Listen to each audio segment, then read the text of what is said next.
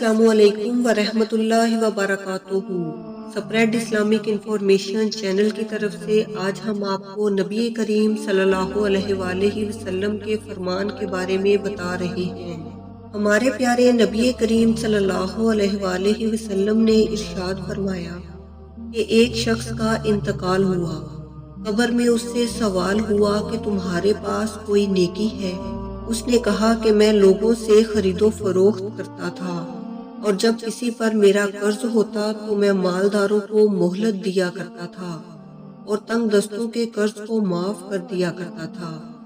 और यही सुनकर उस पर उसकी बख्शिश हो गई।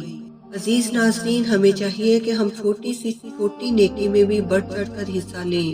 किसी भी चीज़ को, किसी भी नेकी को हम छोटी ना समझें, क्योंकि छोटी सी छोटी नेकी का भी अल्लाह ताला के यहाँ बड़ा अजर सवाब होता है। और पता नहीं अल्लाह ताला हमारा कौन सा अच्छा काम हमारी बख्शिश का वसीला बना दे।